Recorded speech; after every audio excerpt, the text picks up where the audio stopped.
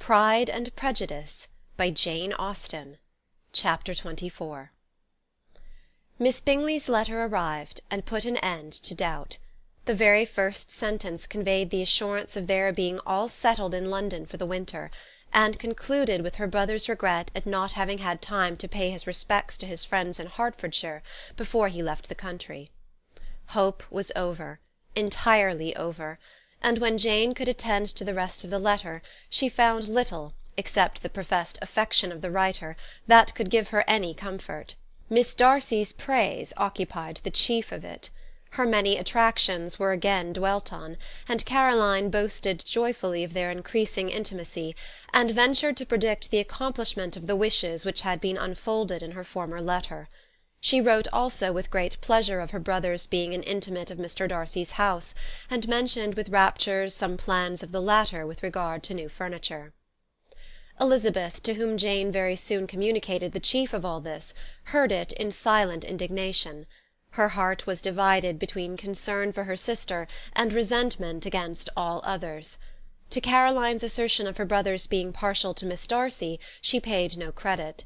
That he was really fond of Jane she doubted no more than she had ever done, and much as she had always been disposed to like him, she could not think without anger, hardly without contempt, on that easiness of temper, that want of proper resolution, which now made him the slave of his designing friends, and led him to sacrifice of his own happiness to the caprice of their inclination. Had his own happiness, however, been the only sacrifice, he might have been allowed to sport with it in whatever manner he thought best, but her sister's was involved in it, as she thought he must be sensible himself.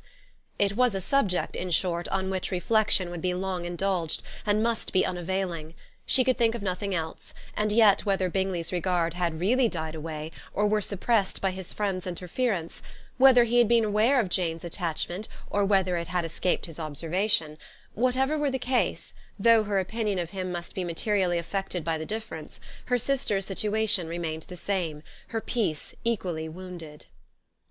A day or two passed before Jane had courage to speak of her feelings to Elizabeth, but at last, on Mrs. Bennet's leaving them together, after a longer irritation than usual about Netherfield and its master, she could not help saying, "Oh, that my dear mother had more command over herself!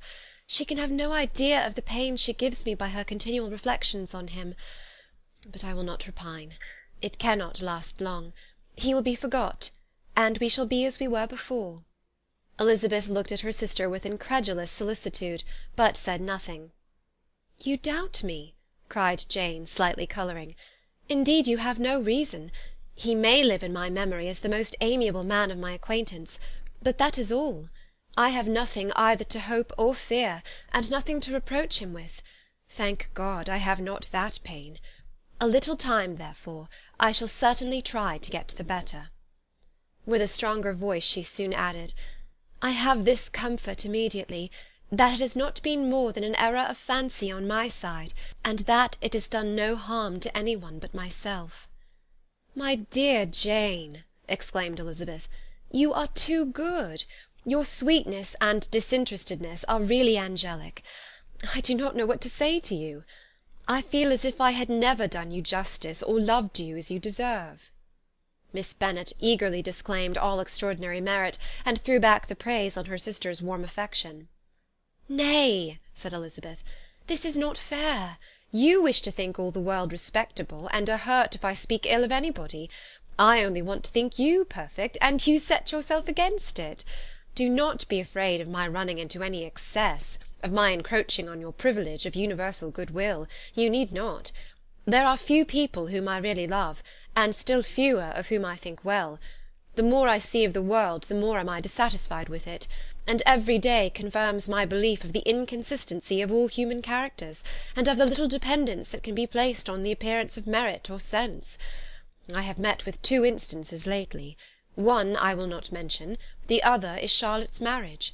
It is unaccountable. In every view it is unaccountable." "My dear Lizzy, do not give way to such feelings as these.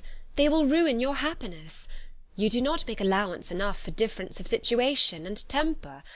Consider Mr. Collins's respectability, and Charlotte's steady, prudent character. Remember that she is one of a large family. that, as to fortune, it is a most eligible match, and be ready to believe, for everybody's sake, that she may feel something like regard and esteem for our cousin. To oblige you, I would try to believe almost anything, but no one else could be benefited by such a belief as this.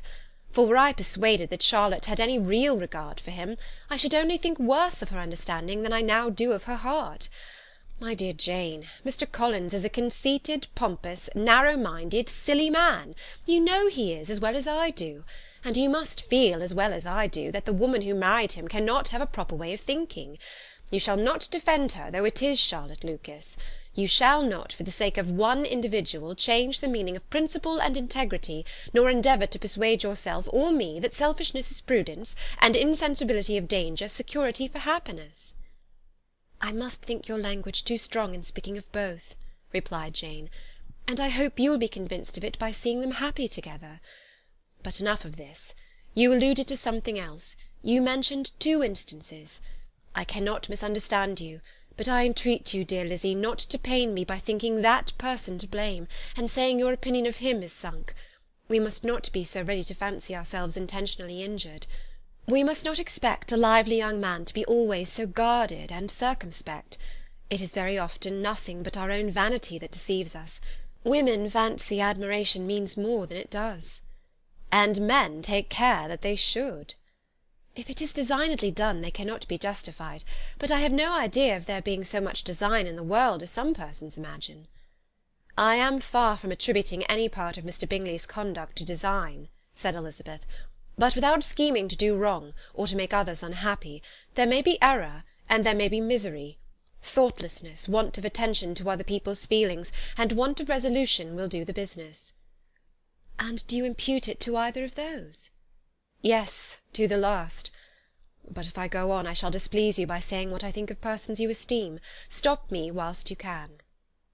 You persist, then, in supposing his sisters influence him? Yes, in conjunction with his friend. I cannot believe it. Why should they try to influence him? They can only wish his happiness, and if he is attached to me, no other woman can secure it. Your first position is false. They may wish many things besides his happiness. They may wish his increase of wealth and consequence. They may wish him to marry a girl who has all the importance of money, great connections, and pride. Beyond a doubt they do wish him to choose Miss Darcy, replied Jane, but this may be from better feelings than you are supposing. They have known her much longer than they have known me. No wonder if they love her better. But whatever may be their own wishes, it is very unlikely that they should have opposed their brothers. What sister would think herself at liberty to do it, unless there was something very objectionable? If they believed him attached to me, they would not try to part us. If he were so, they could not succeed. By supposing such an affection, you make everybody acting unnaturally and wrong, and me most unhappy. Do not distress me by the idea. I am not ashamed of having been mistaken, or at least it is light, it is nothing in comparison of what I should feel in thinking ill of him or his sisters. Let me take it in the best light, in the light in which it may be understood. Elizabeth could not oppose such a wish, and from this time Mr. Bingley's name was scarcely ever mentioned between them. Mrs. Bennet still continued to wonder and repine at his returning no more, and though a day seldom passed in which Elizabeth did not account for it clearly, there was little chance of her ever considering it with less perplexity. Her daughter endeavoured to convince her of what she did not believe herself, that his attentions to Jane had been merely the effect of a common and transient liking, which ceased when he saw her no more. But though the probability of the statement was admitted at the time, she had the same story to repeat every day. Mrs. Bennet's best comfort was that Mr. Bingley must be down again in the summer. Mr. Bennet treated the matter differently. "So, Lizzy," said he one day, "your sister is crossed in love, I find. I congratulate her. Next to being married, a girl likes to be crossed in love a little now and then. It is something to think of, and it gives her a sort of distinction among her companions. When is your turn to come? You will hardly bear to be long outdone by Jane. Now is your time. Here are officers enough in Meryton to disappoint all the young ladies in the country. Let Wickham be your man. He is a pleasant fellow, and would jilt you creditably." "Thank you, sir, but a less agreeable man would satisfy me. We must not all expect Jane's good fortune." "True," said Mr. Bennet, "but it is a comfort to think that whatever of that kind may befall you, you have an affectionate mother who will make the most of it." Mr. Wickham's society was of material service in dispelling the gloom which the late perverse occurrences had thrown on many of the Longbourn family. They saw him often, and to his other recommendations was now added that of general unreserve. The whole of what Elizabeth had already heard, his claims on Mr. Darcy, and all that he had suffered from him, was now openly acknowledged and publicly canvassed, and everybody was pleased to know how much they had always disliked Mr. Darcy before they had known anything of the matter. Miss Bennet was the only creature who could suppose there might be any extenuating circumstances in the case, unknown to the society of Hertfordshire. Her mild and steady candour always pleaded for allowances, and urged the possibility of mistakes, but by everybody else Mr. Darcy was condemned as the worst of men. Chapter 24